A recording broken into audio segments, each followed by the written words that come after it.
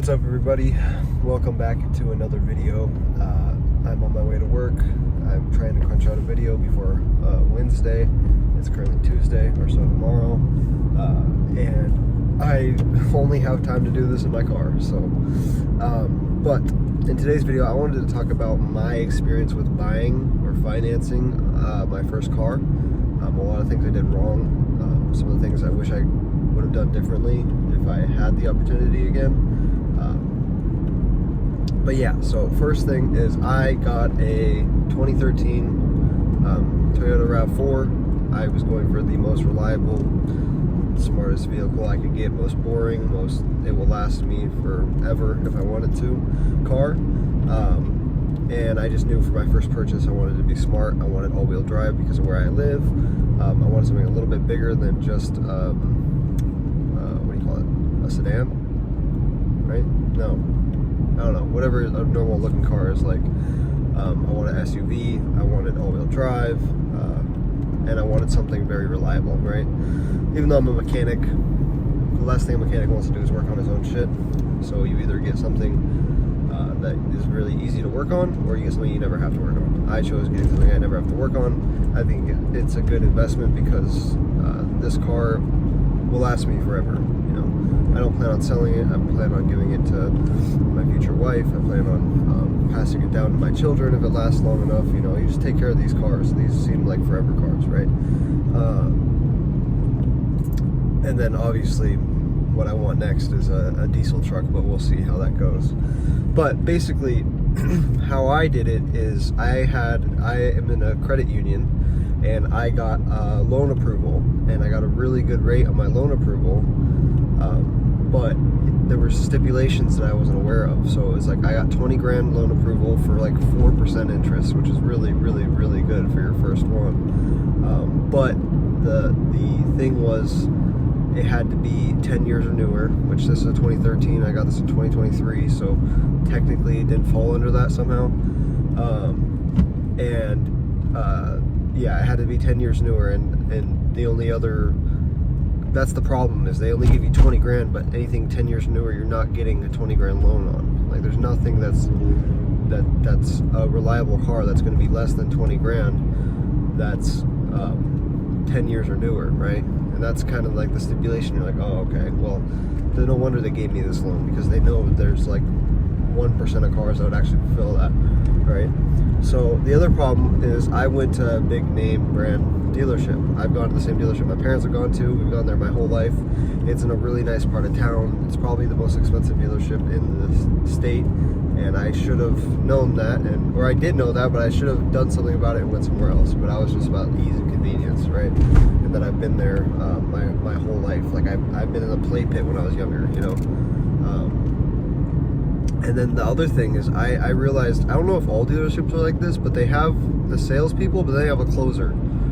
So the person that you made a connection with of these big dealerships, you have someone you made a connection with, you're telling them all these things, and you're saying you like the car, but there's certain things you don't like about it. But then this dude who you've never talked to comes over with a piece of paper and says, okay, you ready to sign a deal? And I'm like, well, that fucking throws everything off, No, that means no one's, they don't actually care, I'm just a number. But the problem is I went there just wanting a car, and I should have just been patient. And it got to the point where by the time I was in the financing office, I was like, let's just get this over with. I don't care, right? Just fucking do it, right? So that was my regret, is not being patient. And then the other thing was that the loan they pre-approved me for, obviously this car didn't fit it, but this car is one owner with 80,000 miles. It's a 2013. I like the 2013 era of cars. Between that is because they're just very, very reliable cars. It wasn't like the stop-start shit. I don't think cars newer than that, I really don't like newer cars than 2013, 14. I just don't trust them. But yeah, so basically I kind of got in this way where I was like, okay, well, I can't use my pre-approved loan. What can you guys approve me for? It was like fucking 13%. Now, this video is also to explain to people who have never bought a car before what 13% interest means. You might think, oh, 13% interest, that's not terrible, right? That's just 13% of whatever you pay. No. So let's put it this way. This car was selling at $20,000 I kind of haggled it down to like 18, but after taxes it's 24, right? After taxes, finance, or everything, right? It's 24,000. And then that's the crazy part. That's just what you owe. That's your bill amount, right?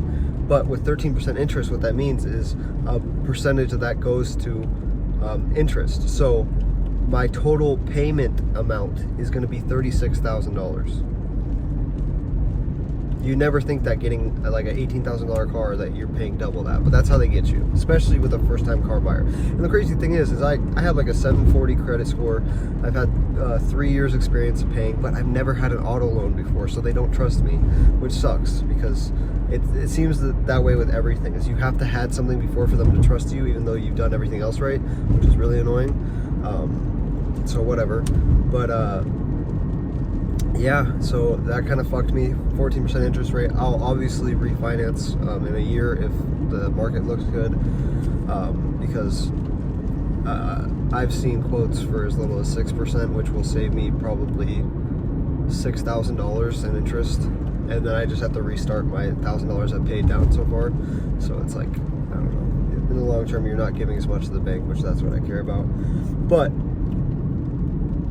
the few lessons I learned: 1, be more patient; 2, don't go to a big commercial dealer; and 3, try to get pre-approved elsewhere, and then already know what you're coming in for. Like, I already knew what I was coming in for that car, but I didn't know if I was going to fit within the 10 year rule. I actually didn't know it was $20,000. They didn't say a price online. I figured it'd be what it sells for close to. So this car is like trade-in value is like, I think it's 14. I have an XLE and 80,000 miles. I think it's like 14,000. So I was like, okay, maybe it'll be like 16, 17, 18. It's an older car. They might just want to get rid of it. No, it was 20. So that was my fault for going to the big name brand dealer, and then not getting a high enough approval. And then I should have been like, okay, I don't have a high enough approval. Let's do something about that. And I should have looked elsewhere and then discussed that. And if it didn't work within my terms, I should have walked away, right? But the car I had before, it was a little sports car, but I was really uncomfortable driving it. I have bad knees, so driving stick every day really hurt my knees too. The air conditioning wasn't the greatest. The gas mileage was terrible, and where I live, there's the sound ordinance, and I've gotten like two exhaust tickets already. So it's like I was always stressed out, cold starting and driving on a cold morning on my way to work, or going home at night late, you know. So that kind of sucked too. So I knew I needed a car. And then another big thing is just like having a key lock, right? It was like little things like when I pick my girl up, I want to be able to open the door for her, but my lock didn't work on that, so I would have to get inside, reach the other door and flip it open for her to get in. It's like little things like that too. But then again, I was like road trips, and then I also wanted better gas mileage and then lower insurance because it was a sports car. The insurance was pretty high. That being said, I'm glad I purchased it. And then this is something I took away from like my parents buying cars. It's like, oh, but I'm getting fucked on my car. I'm already upside down. Everyone talks about how they're upside down in their car, or what it would trade in versus what you owe on it. It's like, well, that's like 90% of the people out there with car loans, is they're always upside down. So I don't look at it as being upside down in a car. What I look at it is unfortunately, what does it actually cost to own a car?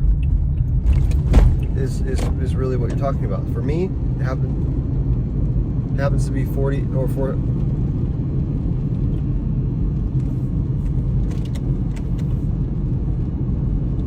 Oh, that's my fucking buzzer in there. I have a clipper in the back of a battery-powered clipper in the back of my car, and it's fucking just turned on, hitting a fucking bump.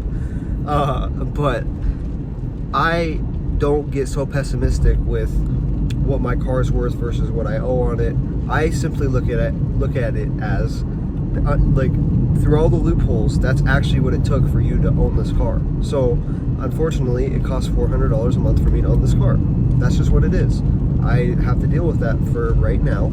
Obviously, once I pay it down, hopefully it'll be better. But I just noticed a lot of people in middle class America get stuck on the car loan issue. guys, if you don't have a home or a house, or you're living not by yourself, getting something above, even I think I went a little extra. Like, I got a really nice car. It's an XLE. I have a sunroof. I have very nice interior, perfect interior. It's a black car, black everything. It's really sleek, very low miles, very comfortable. But I could have gotten something cheaper that did the same job, point A to point B. I just wanted something with all-wheel drive because of the conditions that I drive in and the place that I'm at, and I always want to be able to get somewhere if I need to. And it's SUV is a really good first car, right? But that being said, I know I could have got like a $10,000 older Camry, right? And that could have lasted me even longer than this will, right? So there are options like that. So keep that in mind. There are options like that, and people will give loans on stuff like that. But just don't get caught up in the idea of being upside down in something, because unfortunately money isn't as real as you think it is, and this just happens to be the cost of what it takes to own a car. Like, you can look at the accounting side of it of, oh, my car is only worth 15, but I'm paying 24 on it, I'm 10,000 upside down, great. Or you can look at it as, where could I have gotten this car elsewhere that's cheaper? Okay, what, you could have saved $2,000? Oh, okay, you could have got better financing, so you're only paying $300 a month. That's still what it takes to own that car, so don't get too hung up on that. But the other thing is, your car should never be a big expense. A car, if you think about it, a car is to help you get from point A to point B, and most likely to help you get to and from work, right? Especially if you're a young person and you don't need one, don't get one. It is a big expense. Like $400 a month is something I could be saving, right? And then not including gas that I have to get once a week. Car insurance, that's like 200 something, right? And then everything else that comes with it. So it's not a cheap expense by any means, but don't go stupid with it. Talking to other young men out there, or young women, be smart with your first car purchase. Don't get something stupid. Get something reliable. And I only say that because it's in the defense of, oh, but you only live once, you gotta, enjoy shit while you're young. It's like, well, you can still do that, right? But take care of your needs first. Like, I think about it this way. I got a car, one, if I go homeless, I can sleep in. Two, I can do Uber Eats and Uber in. So think about it right there. I have a car I can sleep in if I ever go homeless, and I have a car that can make me money if I ever lose my job. That will at least cover the expenses of my car. That should be your first focus as being a young adult, is getting a car that can do those two things. And then once you get those two things down, okay, I have a comfortable, reliable car that will get me to and from work. It has good gas mileage, low insurance. It's safe, it's reliable, it will get me there consistently. You just don't want it to be an issue. You don't want it to have to be an issue. And yeah, you might not like the car. Like, I want a truck. I want a truck. But do I need one? No. I don't live in a house. I don't have a garage. I don't have anything to tow. I don't need a truck. But I want one. But it doesn't matter, because at the age I'm at, I'm in a building phase. And right now I need stuff that can support me to get to the next level. And right now, a comfy, reliable car that will cover my ass just in case, is the goal and is the priority right now. And I think should be the priority for a lot of you. Get a car that's reliable, safe, preferably an SUV, depending on where you live. I live where it snowed for 6 hours yesterday for no reason. And then it's raining today. Like, I want an SUV because you never know, it could be snowy tomorrow, and then I have all-wheel drive. But yeah, I think getting a car that is reliable, safe, obviously.